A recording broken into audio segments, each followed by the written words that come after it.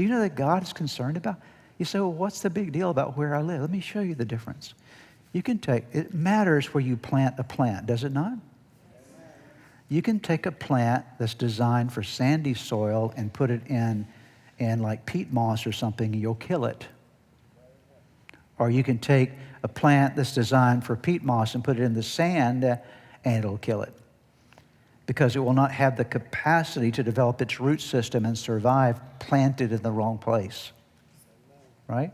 And that's why it's important that you get planted in the right place in your life, because God cares about that place, because where you are planted, there you can grow roots, and roots always determine your fruit, okay? Your fruit is always determined by the roots of your life. So God has a will for where you are to live. Let's talk about it in the general spiritual sense. Notice in Psalm 92, verse 13, planted in the house of the Lord, they will flourish. Notice, planted in the right place, what are they going to do?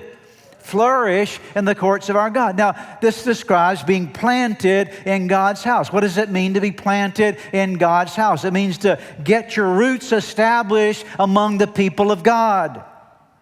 We know it in today's world as being planted, being a part of a local gathering of believers. You need a church home. You need a place where you put your roots down spiritually, where you can grow. There are far too many Christians that are floating around from church to church and never put their roots down so that they can serve and grow and learn and be a part of the life of a family of believers gathered together, albeit an imperfect family, because there is no perfect church that exists, but you get in where God has called you to be, and you get planted in the house of God, you begin to flourish in your life in ways that you could not flourish otherwise.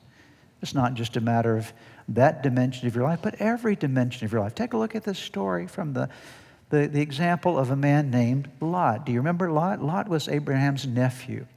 And there came a time when Abraham and Lot had this part company because their livestock amounts were so great that they didn't have enough pasture land for both of them. And so they got to divide because of just taking care of all their flocks. And so notice what the Bible says that Lot did. Here's the moment. He's got to decide where he's going to live, where he's going to take care of his family.